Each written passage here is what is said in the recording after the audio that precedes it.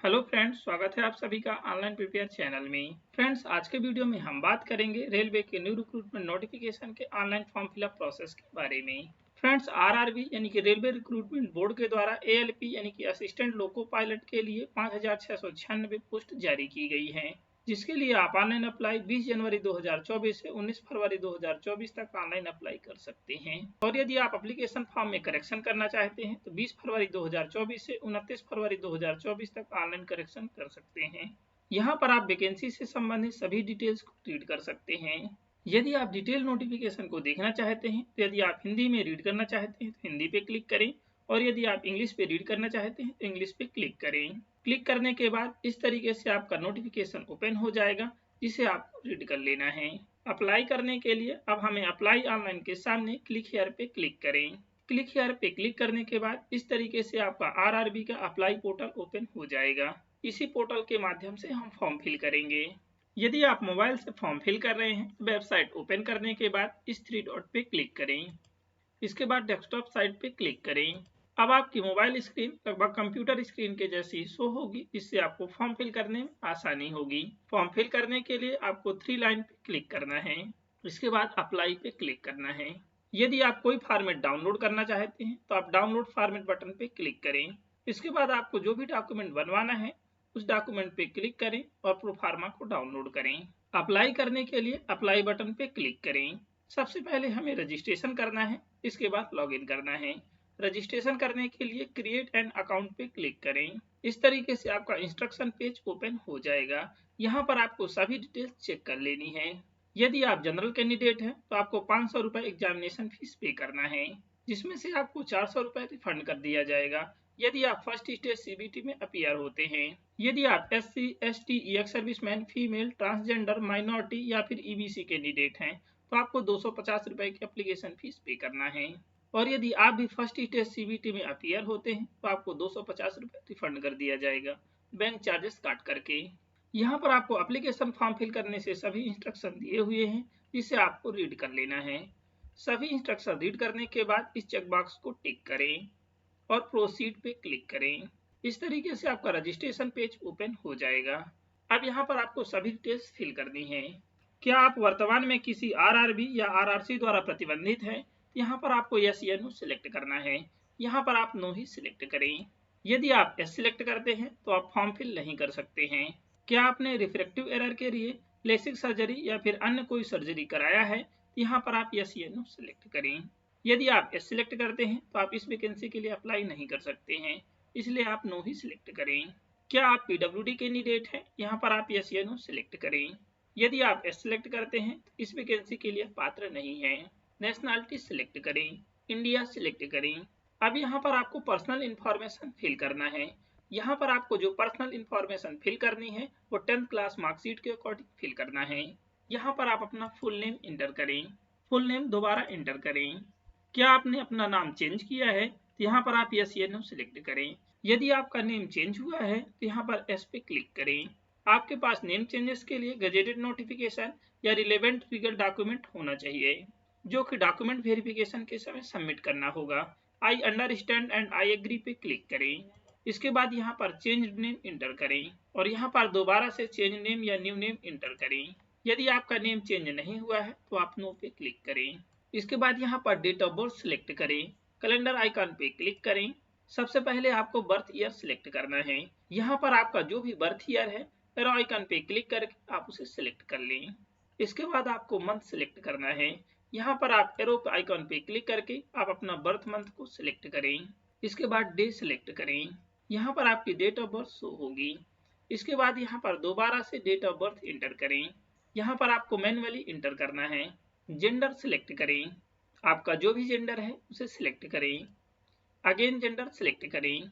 अब यहाँ पर आप फादर का फुल नेम इंटर करें और यहाँ पर फादर का फुल नेम दोबारा इंटर करें। इसके बाद यहाँ पर मदर का फुल नेम इंटर करें और यहाँ पर मदर का फुल नेम दोबारा इंटर करें। पर्सनल डिटेल्स फिल करने के बाद आधार वेरिफिकेशन करना है। यदि आपके पास आधार नंबर नहीं है तो आप I do not have Aadhaar card पे क्लिक करें। यदि आपके पास अभी आधार नंबर नहीं है तो आप फॉर्म फिल कर सकते हैं, किंतु आपको एग्जामिनेशन के समय आधार वेरिफिकेशन कराना होगा। अब यहाँ पर आप I do not have Aadhaar card पे क्लिक करें। अब यहाँ पर आपको आइडेंटिफिकेशन डिटेल्स फिल करना है। वैलिड प्रूफ आईडी सिलेक्ट करें। यहाँ पर आप driving licence, passport, PAN card, voter ID, employer ID, government, school या कॉलेज या यूनिवर्सिटी की आईडी प्रूफ अपलोड करना है।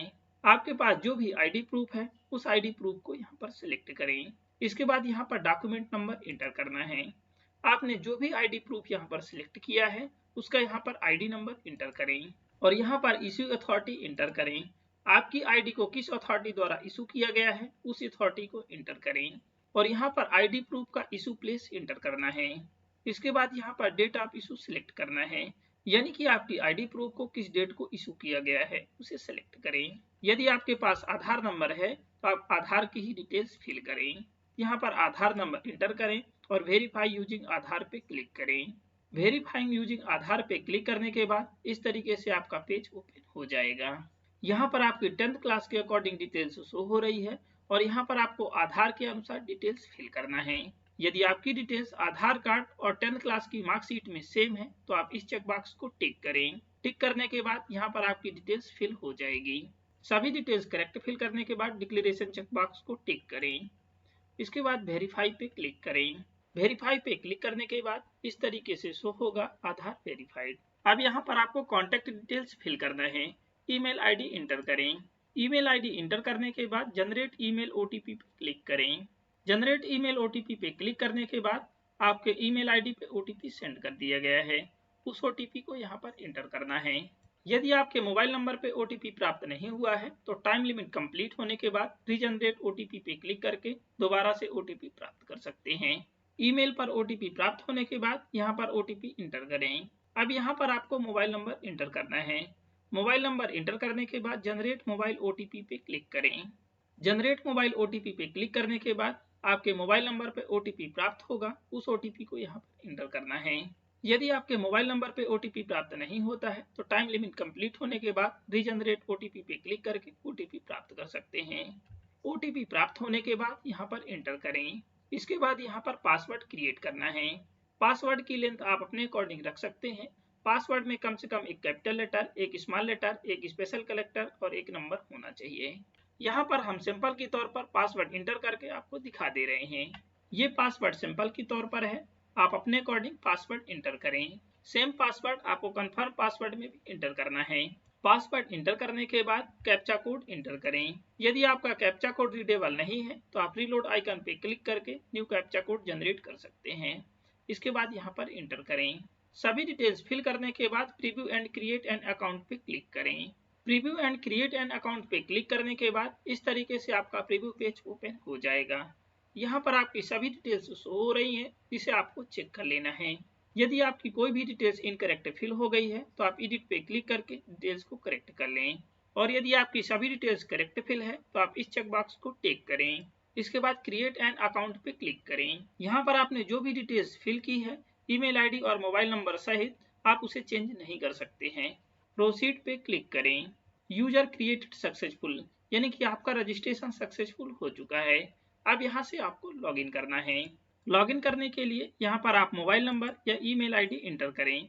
इसके बाद यहाँ पर पासवर्ड एंटर करें जो आपने पासवर्ड क्रिएट किया है। पासवर्ड एंटर करने के बाद यदि चेक करना चाहते हैं तो आई बटन पे क्लिक करके पासवर्ड को चेक कर सकते हैं। इसके बाद यहाँ पर कैप्चा कोड एंटर करें और लॉगिन पे क्लिक करें। यदि आप पासवर्ड भूल गए हैं तो आप फॉरगॉट पासवर्ड पे क्लिक करके पासवर्ड को रीसेट कर सकते हैं।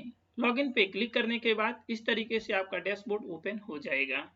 यहाँ पर आपका इंस्ट्रक्शन शो हो रहा है, इसे आप रीड कर लेना है। इंस्ट्रक्शन रीड करने के बाद अब हमें एप्लीकेशन फॉर्म फिल करना है।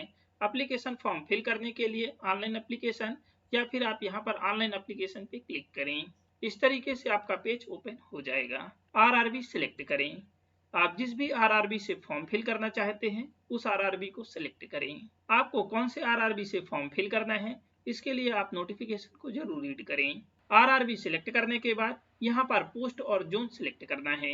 आप यहाँ पर जिस भी जोन या पोस्ट के लिए अप्लाई करना चाहते हैं उसके सामने इस चेक बॉक्स को टिक करें। यदि आप सभी पोस्ट या जोन पे अप्लाई करना चाहते हैं तो आप उसके सामने सभी चेक बॉक्स को टिक करें। यदि आपके आरआरबी पर सिर्फ एक ही पोस्ट शो हो रही है तो आप सिर्फ एक पर ही टिक करें। आई एग्री चेक बॉक्स टिक करें। यहाँ पर आपको सभी डिटेल्स ध्यानपूर्वक सिलेक्ट करना है। सभी डिटेल्स सिलेक्ट करने के बाद नेक्स्ट पे क्लिक करें। इस तरीके से आपका एप्लीकेशन फॉर्म ओपन हो चुका है। आधार सत्यापन नहीं हुआ है। उम्मीदवारों को सलाह दी जाती है कि वो परीक्षा केंद्र में सुचारू प्रवेश के लिए आधार सत्यापन कराएं। यदि आपके पास रजिस्ट्रेशन करते वक्त आधार नंबर नहीं है, आपने बिना आधार नंबर के रजिस्ट्रेशन किया है, किंतु अब आपके पास आधार नंबर है, तो आप यहाँ से आधार वेरिफिकेशन भी कर सकते हैं। और यदि आपके पास आधार नंबर नहीं है तो इसे आप ऐसे ही छोड़ दें। आपकी यहाँ पर पर्सनल डिटेल्स रजिस्ट्रेशन के अकॉर्डिंग शो हो रही है। मैरिटल स्टेटस सिलेक्ट करें। यदि आप सिंगल हैं तो अनमैरिड सिलेक्ट करें। रिलीजन सिलेक्ट करें। आप जिस भी रिलीजन से बिलोंग करते हैं रिलीजन सिलेक्ट करें। एग्जाम के लिए लैंग्वेज सिलेक्ट करें। आप जिस भी लैंग्वेज पर एग्जाम देना चाहते हैं उस लैंग्वेज को सिलेक्ट करें। आपके बॉडी में जो भी आइडेंटिफिकेशन के लिए परमानेंट विजिबल मार्क है वो यहाँ पर इंटर करें, जैसे कि वर्ण का निशान, कट का निशान या मोल का निशान। आपके बॉडी में जो भी परमानेंट मार्क है उसे इंटर करें और यहाँ पर सेकेंड आइडेंटिफिकेशन मार्क इंटर करना है। यदि आपके बॉडी में कोई भी आइडेंटिफिकेशन मार्क नहीं है तो आप यहाँ पर नो मार्क इंटर कर सकते हैं। आइडेंटिफिकेशन मार्क इंटर करने के बाद कम्युनिटी डिटेल्स फिल करना है। कम्युनिटी सिलेक्ट करें। आप जिस भी कम्युनिटी से बिलोंग करते हैं उस कम्युनिटी को सिलेक्ट करें। यदि आप SC ST या OBC सिलेक्ट करते हैं तो इस तरीके से मैसेज शो होगा, केवल वे समुदाय जो भारत की केंद्र सरकार द्वारा SC ST और OBC नॉन क्रीमी लेयर के रूप में मान्यता प्राप्त हैं, इंडियन रेलवे में रिक्रूटमेंट्स के लिए रिजर्वेशन के लिए पात्र हैं। I understand and I agree पे क्लिक करें। यदि आप EWS यानी कि इकोनॉमिक वीकर सेक्शन सिलेक्ट करते हैं तो इस तरीके से मैसेज शो होगा। EWS आवेदक निर्धारित नियमों के अनुसार नौकरी आरक्षण के लिए पात्र हैं। इसका लाभ लेने के लिए आपके पास वैलिड EWS सर्टिफिकेट होना चाहिए, जो कि नोटिफिकेशन के एनेक्सर 3 में दिया हुआ है। क्लोजिंग डेट के पहले आपके पास सेम फॉर्मेट पर EWS सर्टिफिकेट होना चाहिए, जिसे आपको डॉक्यूमेंट वेरिफिकेशन के समय सबमिट करना होगा। EWS और EBC कैटेगरी दोनों ही अलग अलग है। I understand and I agree पे क्लिक करें। यदि आप SC ST या EWS कैटेगरी से बिलोंग करते हैं तो यहाँ पर आपको कास्ट सर्टिफिकेट नंबर इंटर करना है और यहाँ पर इश्यू अथॉरिटी सिलेक्ट करना है। आपके सर्टिफिकेट को जिस भी अथॉरिटी के द्वारा इशू किया गया है उस अथॉरिटी को सिलेक्ट करें और यहाँ पर सर्टिफिकेट की इशू डेट सिलेक्ट करें। और यदि आप SC ST कैंडिडेट हैं तो क्या आप परीक्षा के लिए निःशुल्क रेल यात्रा पास का लाभ उठाना चाहते हैं, तो यहाँ पर आप यस या नो सिलेक्ट करें। यदि आप यस सिलेक्ट करते हैं तो यहाँ पर आपको नियरेस्ट रेलवे स्टेशन इंटर करना है और यहाँ पर आपको कास्ट सर्टिफिकेट अपलोड करना है।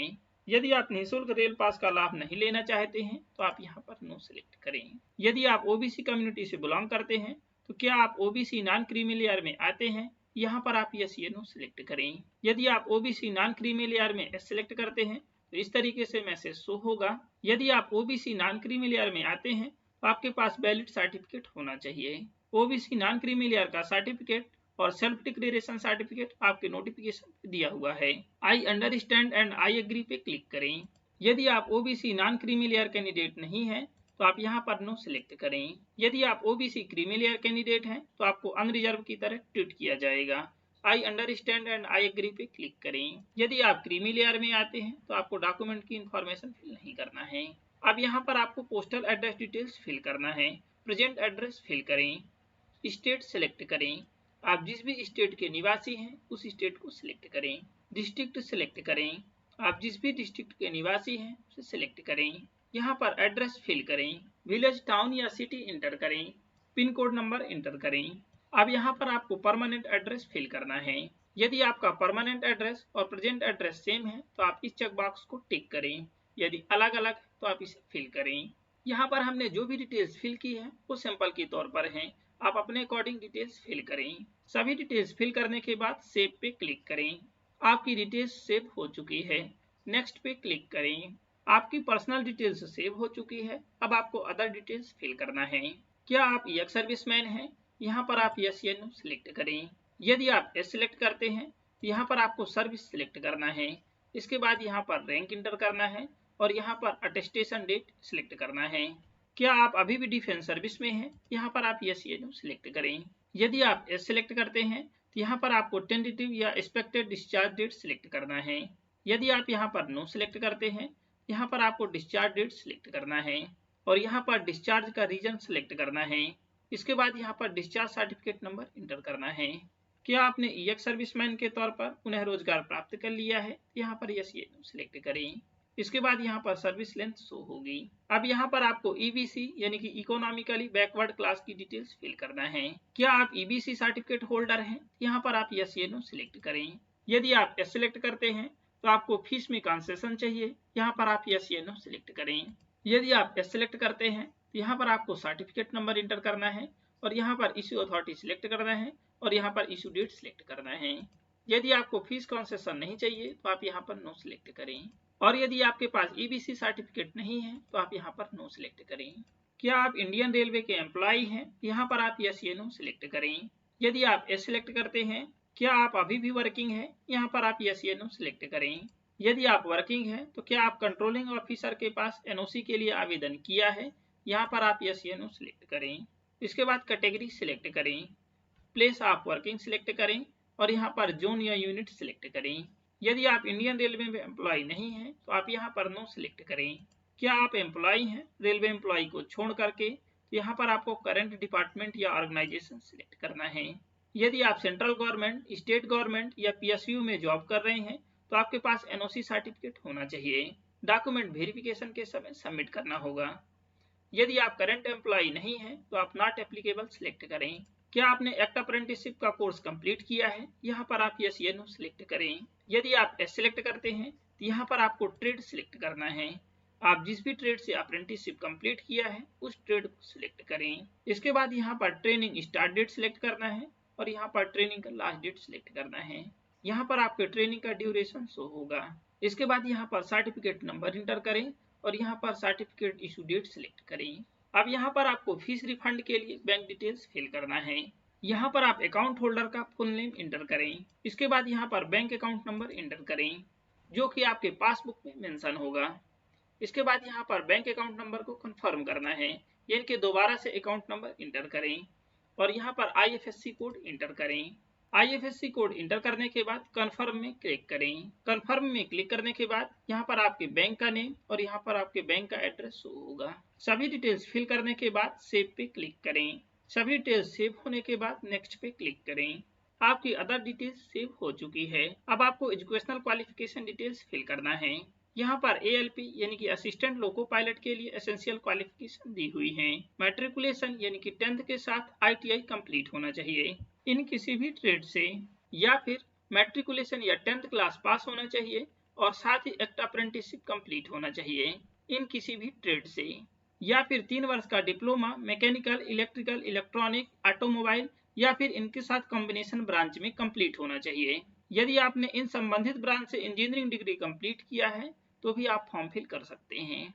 यहाँ पर आप मैट्रिकुलेशन, 10th या SSLC की डिटेल्स फिल करें। आप 10th क्लास किस स्टेट से पास आउट हैं उस स्टेट को सिलेक्ट करें। आप जिस भी जिले से पास आउट हैं उस जिले को सिलेक्ट करें। बोर्ड नेम इंटर करें।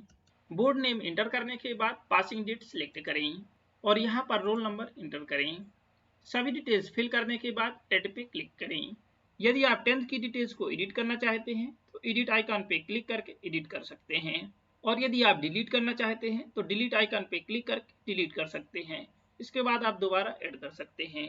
अब यहाँ पर आप क्वालिफिकेशन सिलेक्ट करें। यदि आपने 10th क्लास के बाद अप्रेंटिसशिप कंप्लीट किया है तो आप नेशनल अप्रेंटिसशिप सर्टिफिकेट सिलेक्ट करें। इसके बाद यहाँ पर डिटेल्स फिल करें और यदि आप 3 ईयर का डिप्लोमा इंजीनियरिंग में कंप्लीट है तो आप इसे सिलेक्ट करें और यहाँ पर आप डिसिप्लिन सिलेक्ट करें। यहाँ पर आप ऑटोमोबाइल, इलेक्ट्रिकल, इलेक्ट्रॉनिक्स या मैकेनिकल, या फिर यदि आप इनके कॉम्बिनेशन की ब्रांच से हैं तो भी आप फॉर्म फिल कर सकते हैं। यदि आपके पास इंजीनियरिंग डिग्री है तो आप इसे सिलेक्ट करें। इसके बाद यहाँ पर डिसिप्लिन सिलेक्ट करें। यदि आप कॉम्बिनेशन ब्रांच से पास आउट है तो आप कोर ब्रांचेस को सिलेक्ट करके फॉर्म फिल करें। जैसे कि हमें ITI बेस से फॉर्म फिल करना है तो हम ITI सिलेक्ट करेंगे। इसके बाद ट्रेड सिलेक्ट करेंगे। आप जिस भी ट्रेड से पास आउट है उस ट्रेड को सिलेक्ट करें। स्टेट सिलेक्ट करें। आप जिस भी स्टेट से पास आउट है उस स्टेट को सिलेक्ट करें। इसके बाद डिस्ट्रिक्ट सिलेक्ट करें। इंस्टीट्यूट का नेम इंटर करें। आप जिस भी इंस्टीट्यूट से ITI पास आउट है उस ITI का नेम इंटर करें।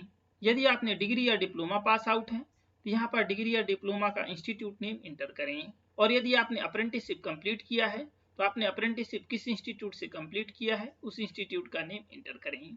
पासिंग डेट सिलेक्ट करें। सर्टिफिकेट इश्यू अथॉरिटी सिलेक्ट करें। यदि आप एनसीवीटी से पास आउट हैं तो एनसीवीटी सिलेक्ट करें। यदि आप एससीवीटी से पास आउट एससीवीटी सिलेक्ट करें। इसके बाद सर्टिफिकेट टाइप सिलेक्ट करें। यदि आपके पास नेशनल ट्रेड सर्टिफिकेट यानी कि एनटीसी सर्टिफिकेट तो आप इसे सिलेक्ट करें, और यदि आपके पास एसटीसी यानी कि स्टेट ट्रेड सर्टिफिकेट है तो आप इसे सिलेक्ट करें। आप अपने अकॉर्डिंग जो भी क्वालिफिकेशन डिटेल्स है उसे फिल करने के बाद ऐड पे क्लिक करें। इस तरीके से आपकी एसेंशियल क्वालिफिकेशन की डिटेल्स फिल हो चुकी है। आप यहाँ पर सेम तरीके से एनआईसी की भी डिटेल्स फिल कर सकते हैं। यदि आप डिप्लोमा पास आउट हैं तो आप डिप्लोमा की डिटेल्स फिल करें, और यदि आप इंजीनियरिंग पास आउट हैं तो इंजीनियरिंग की डिटेल्स फिल करें। यदि आपने आईटीआई के साथ डिप्लोमा भी कंप्लीट किया है और इंजीनियरिंग भी कंप्लीट किया है तो आप सभी की डिटेल्स फिल कर सकते हैं। यदि आप क्वालिफिकेशन डिटेल्स को एडिट करना चाहते हैं तो एडिट आइकन पे क्लिक करके एडिट कर सकते हैं, और यदि डिलीट करना चाहते हैं तो डिलीट आइकन पे क्लिक करके डिलीट कर सकते हैं। सभी डिटेल्स फिल करने के बाद नेक्स्ट पे क्लिक करें। 4 स्टेप में आपको फोटो एंड सिग्नेचर अपलोड करना है। आपकी पासपोर्ट फोटोग्राफ कलर होनी चाहिए और उसका बैकग्राउंड व्हाइट होना चाहिए, और इसका जो फाइल डायमेंशन है 35 mm इंटू 45 mm होना चाहिए, या फिर 320 पिक्सल इंटू 240 पिक्सल होना चाहिए। फोटो का जो फाइल फॉर्मेट है जेपीजी या जेपीईजी में होना चाहिए, और इसका जो फाइल साइज है वो 30 KB से 70 KB के बीच होना चाहिए। आपकी जो फोटोग्राफ्स है वो मोबाइल या सेल्फी की नहीं होना चाहिए, और ना ही आपकी फोटो कैप या डार्क ग्लासेस के साथ होना चाहिए, और आपकी फोटो धुंधली भी नहीं होना चाहिए। यदि आप चश्मा पहनते हैं तो चश्मे का कोई भी चमक या फिर प्रतिबिंब नहीं होना चाहिए। आपकी आंखें साफ दिखना चाहिए, और आपका सिग्नेचर व्हाइट पेपर पर ब्लैक या ब्लू इंक से होना चाहिए, और इसका जो फाइल डायमेंशन है 50 mm टू 20 mm होना चाहिए, और यदि आप पिक्सल में रखना चाहते हैं तो 140 इंटू 60 पिक्सल होना चाहिए, और सिग्नेचर का जो फाइल साइज है वो 30 KB से 70 KB के बीच होना चाहिए। यदि आप फोटो का सैंपल देखना चाहते हैं तो व्यू सैंपल फोटो पे क्लिक करें। यहाँ पर फोटो का सैंपल दिया हुआ है जिसे आप देख सकते हैं। यह करेक्ट फोटो है। इसी तरीके से आपको फोटो अपलोड करना है। फोटो अपलोड करने के लिए ब्राउज पे क्लिक करें, फोटो सिलेक्ट करें, ओपन पे क्लिक करें। इस तरीके से आपकी फोटो ओपन होकर शो होगी। यदि आप फोटो को रोटेट करना चाहते हैं तो रोटेट पे क्लिक करके रोटेट कर सकते हैं। यदि आप जूम इन करना चाहते हैं तो आप जूम माइनस पे क्लिक करें। यदि आप जूम आउट करना चाहते हैं तो जूम प्लस पे क्लिक करें। आपकी फोटो इस बॉक्स में आना चाहिए। यदि आपकी फोटो करेक्ट है तो आप राइट आइकन पे क्लिक करें। इस तरीके से आपकी फोटो अपलोड होकर शो होगी। यदि आप इस फोटो को चेंज करना चाहते हैं तो सेम तरीके से चेंज भी कर सकते हैं। अब यहाँ पर आपको सिग्नेचर अपलोड करना है। आप सेम तरीके से सिग्नेचर भी अपलोड करें। फोटो एंड सिग्नेचर अपलोड करने के बाद अपलोड एंड सेव पे क्लिक करें। फोटो एंड सिग्नेचर सेव हो चुकी है। नेक्स्ट पे क्लिक करें। अब यहाँ पर आपको CBT 2 के बी पार्ट के लिए एग्जामिनेशन ट्रेड सिलेक्ट करना है। आपने जो भी क्वालिफिकेशन डिटेल्स फिल किया है उसके अकॉर्डिंग यहाँ पर ट्रेड शो होगी, जिसे आपको सिलेक्ट करना है। यदि आपने एक से अधिक क्वालिफिकेशन डिटेल्स फिल किया है, यहाँ पर एक से अधिक ट्रेड शो होगी, जिसे आपको सिलेक्ट करना है। अब यहाँ पर आपकी पोस्ट और जोन प्रेफरेंस शो हो रही है, जिसे आपने सिलेक्ट किया है। यदि आप RRB जोन को चेंज करना चाहते हैं तो यहाँ पे क्लिक हेयर पे क्लिक करके RRB जोन को चेंज कर सकते हैं, और यदि आप जोन का प्रेफरेंस ऑर्डर सेट करना चाहते हैं तो आप यहाँ से सेट कर सकते हैं। जैसे कि हमें इस जोन को ऊपर करना है तो हम इसके एरो आइकन पे क्लिक करेंगे। यदि हमें इस जोन को नीचे करना है या डाउन करना है तो हम डाउन एरो पे क्लिक करेंगे। इस तरीके से यहाँ पर हम प्रेफरेंस को अप या डाउन कर सकते हैं। मैंने अपना पोस्ट प्रेफरेंस चेक कर लिया है। इस चेक बॉक्स को टिक करें। अब यहाँ पर हमें डिक्लेरेशन देना है। इस डिक्लेरेशन चेक बॉक्स को टिक करें और यहाँ पर प्लेस इंटर करें। आप जहाँ से फॉर्म फिल कर रहे हैं उस प्लेस को एंटर करें। यदि आप प्रीवियस की कोई भी डिटेल्स को चेंज करना चाहते हैं तो आप प्रीवियस पे क्लिक करके चेंज कर सकते हैं। अब आप प्रीव्यू एप्लीकेशन पे क्लिक करें। अब आपका एप्लीकेशन प्रीव्यू पेज ओपन हो चुका है, जिसे आपको चेक कर लेना है। यदि आपकी कोई भी डिटेल्स रॉन्ग फिल हो गई है तो आप एडिट पे क्लिक करके एडिट कर सकते हैं। यदि आपकी सभी इंफॉर्मेशन करेक्ट फिल है तो आप इस चेक बॉक्स को टिक करें। इसके बाद सबमिट पे क्लिक करें। अगेन सबमिट पे क्लिक करें। अब यहाँ पर एप्लीकेशन फीस की डिटेल्स शो हो रही है, इसे पे करना है। एप्लीकेशन फीस पे करने के लिए पे नाउ पे क्लिक करें। इस तरीके से आपका पेमेंट गेटवे ओपन हो जाएगा। अब यहाँ पर आप डेबिट या credit card, internet banking, UPI, NEFT या फिर SBI ब्रांच के माध्यम से आप किसी भी एक माध्यम से पे कर सकते हैं। डेबिट या क्रेडिट कार्ड से पे करने के लिए डेबिट या क्रेडिट कार्ड सिलेक्ट करें। इसके बाद यहाँ पर कार्ड नंबर इंटर करें और यहाँ पर एक्सपायरी डेट में मंथ और ईयर सिलेक्ट करें। इसके बाद यहाँ पर CVV नंबर इंटर करें जो कि 3 डिजिट का होता है और जनरली कार्ड की बैक साइड पे होता है। इसके बाद यहाँ पर कार्ड होल्डर का नेम इंटर करें और पे नाउ पे क्लिक करें। पे नाउ पे क्लिक करने के बाद आपके रजिस्टर्ड मोबाइल नंबर पे OTP प्राप्त होगा। उस OTP को वेरीफाई करने के बाद आपकी पेमेंट सक्सेसफुल सबमिट हो जाएगी। इसके बाद आप अपने एप्लीकेशन फॉर्म को प्रिंट कर लें। यदि आप कोई स्टेप बाद में कंप्लीट करना चाहते हैं, जैसे कि एप्लीकेशन फॉर्म को सबमिट करना चाहते हैं या एप्लीकेशन फीस पे करना चाहते हैं या फिर एप्लीकेशन फॉर्म को प्रिंट करना चाहते हैं, तो आप अप्लाई पे क्लिक करें। इसके बाद ऑलरेडी हैव एन अकाउंट पे क्लिक करें। इस तरीके से आपका लॉगिन पेज ओपन हो जाएगा। अब यहाँ से आपको सभी डिटेल्स फिल करना है और लॉगिन करना है। लॉगिन करने के बाद इस तरीके से आपका डैशबोर्ड ओपन हो जाएगा। यदि आप एप्लीकेशन फॉर्म को सबमिट कर चुके हैं तो आप व्यू एंड मॉडिफाई एप्लीकेशन पे क्लिक करें। यहाँ पर आपका एप्लीकेशन फॉर्म शो होगा जिसे आप चेक कर सकते हैं। यदि आपकी पेमेंट फेल हो चुकी है तो आप वेरीफाई पे क्लिक करके वेरीफाई कर सकते हैं। यदि आप बाद में भी पेमेंट करना चाहते हैं तो पे नाउ पे क्लिक करके सेम तरीके से एप्लीकेशन फीस पे कर सकते हैं। और यदि आप एप्लीकेशन फॉर्म को व्यू करना चाहते हैं तो व्यू आइकन पे क्लिक करके एप्लीकेशन फॉर्म को व्यू कर सकते हैं। और यदि आप रिसिप्ट को प्रिंट करना चाहते हैं तो रिसिप्ट पे क्लिक करके प्रिंट कर सकते हैं और यहाँ पर पेमेंट हिस्ट्री को चेक कर सकते हैं। सभी प्रोसेस कंप्लीट करने के बाद लॉग आउट पे क्लिक करके लॉग आउट कर दें। यदि आपको फॉर्म फिल करने में कोई भी टेक्निकल इशू आ रही है तो आप इस हेल्प डेस्क नंबर या फिर इस ईमेल आईडी पर संपर्क कर सकते हैं। आई होप कि ये इन्फॉर्मेशन आपके लिए हेल्पफुल होगी। यदि ये इन्फॉर्मेशन आपके लिए हेल्पफुल है तो प्लीज वीडियो को लाइक और शेयर जरूर करें। यदि आप चैनल पे न्यू हैं तो प्लीज चैनल को सब्सक्राइब जरूर करें और साथ ही बेल आइकन को भी प्रेस करें ताकि हर वीडियो की नोटिफिकेशन आपको मिल सके। Thank you.